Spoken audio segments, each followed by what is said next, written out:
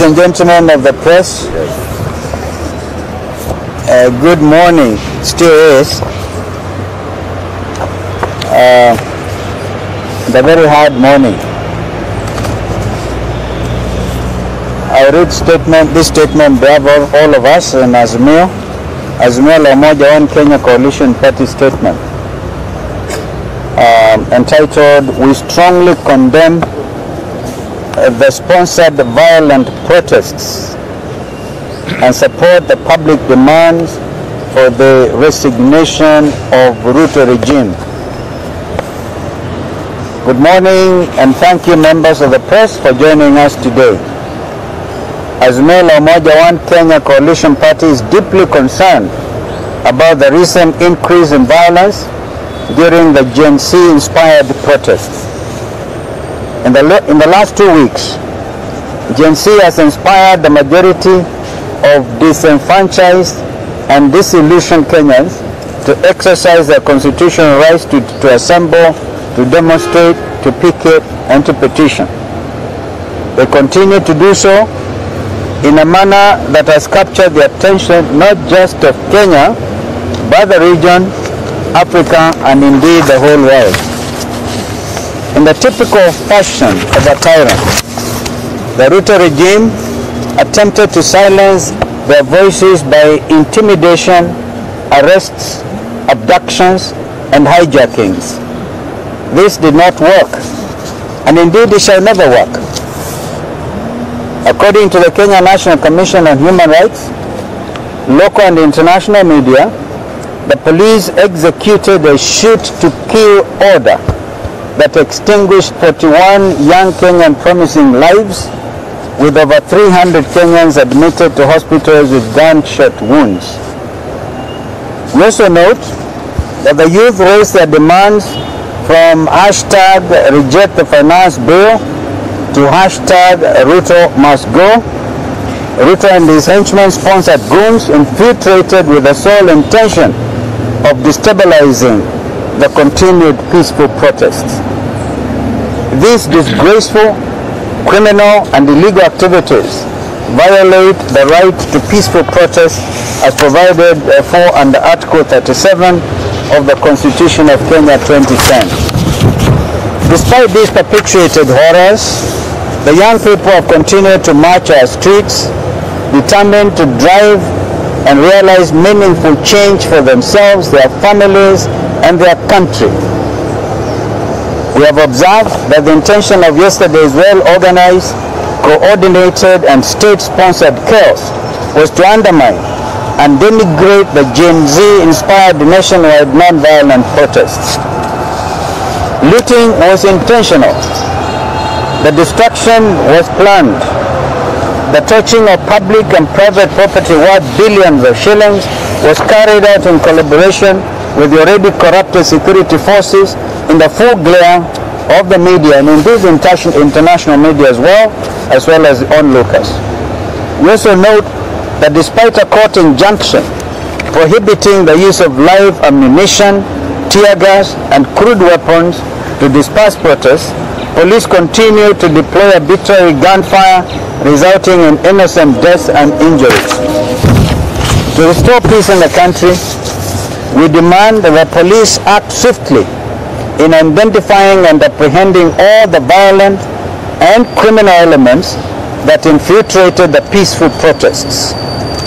There are many questions that GenZ, Azimio, and the world have, the two most significant of which are: why is Ruto, through his henchmen and thugs, hiring goons to destabilize constitutionally protected protests, causing chaos and mayhem?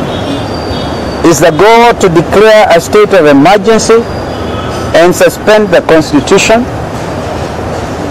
Given Ruto's blatant mishandling of the economy through punitive tax policies, increased domestic and foreign borrowing, runaway corruption, ethnic and tribal public sector hiring, and astounding capacity to splurge on domestic and foreign travel and other luxuries, increased unemployment and high cost of living, the growing dissatisfaction that Kenyan public was to be expected.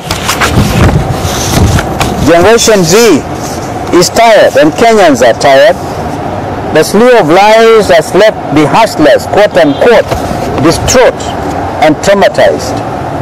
Kenyans have had enough of Ruto and are demanding that #Ruto must go today, not tomorrow. To expedite the people's wishes, as Mayor demands that the Independent Electoral and Boundaries Commission Amendment Bill 2024 be immediately signed into law. We are aware that this bill has been sitting on Ruto's desk for days now, and the Kenya Kwanza dictatorship is reluctant to sign it into law. As a coalition, we call out to Ruto and demand that he assent to this essential bill that allows citizens to hold their representatives in the legislature accountable. But the Constitution says you want to withdraw your member of parliament, you have to wait for 2 years, and 2 years are coming to an end on the 9th of August. So really this is timely.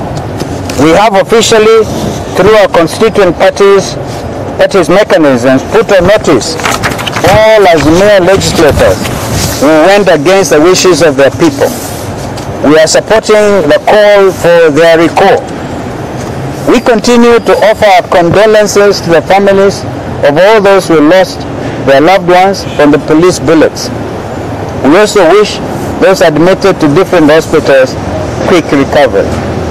We also note with concern the intention to divert the public attention from the real issues by purporting to adjust the salaries of senior state officers, members of parliament, members of county assemblies, and governors upwards at a time when the country's economy is not doing well. We urge our members to reject the salary increments. We call on all Kenyans to unite and defend the values of justice, democracy, and peace for which this country has been known. As a coalition, we are steadfast in our commitment to advancing the interests of every Kenyan citizen. Finally, it is time for Ruto to take responsibility for all his actions. He has blood on his hands, and he should go to allow for a small transition of power. Thank you, and may God continue to bless our country, Kenya. I can only very quickly. So we have 2 members of parliament, the leaders actually, the leadership of parliament, both Honorable Wandai and Honorable Mbui, the leader and the deputy respectively. Although they call them minority in that parliament, we never accepted the reality that they are not the majority and the deputy majority respectively. Mheshimiwa Wandai. Thank you. Thank you, Excellency. I just want to clarify to the nation, really, that first and foremost, it is a matter of fact that the Gen Z and indeed the public have been calling for the reduction in salaries paid to senior state officers and public officers, including members of parliament. And therefore, it would be insensitive for us as members of parliament to accept any purported salary increment amidst the rage that is out there. As a matter of fact, again, I want to go on record that I, together with my deputy, Honorable Mbui, have rejected in totality the purported salary increment by the SRC. I think we need to give you and we are asking the National Treasury to allocate that money towards employing the JSS teachers, towards employing health workers, and in fact towards helping the youth who are out there struggling to get gainful employment. I'll be, of course, together with my deputy, calling upon my colleague members to follow suit. Thank you very much. Thank you. Thank you. If there's something my colleagues may want to add, but you may have noticed that over the weekend, while in Kitui, I did call for the possibility of a snap election, and actually gave comparison between Kenya and what is happening also in the region. When the French President Macron realized that his party lost majority during the recent European elections, he called for a snap election. The French are on to that. Tomorrow, the 4th, Prime Minister of the UK, Mr. Sunak, also called for elections, really literally snap elections, on July the 4th, all over the UK. This is a moment for Kenya. But that's why we are calling for very quick enactment of the IBC Amendment Bill 2024. So at least there may be a possibility, assuming the youth in this country will allow that opportunity to happen. So that's one of the things that we made very clear over the weekend. And again, we looked at what happened in Parliament, the desecration of Parliament. There's blood right outside the entrance to Parliament. And we suspect, I've never gotten this confirmation, the young man who sat on the Speaker's chair was brought down. Blood right in the chamber.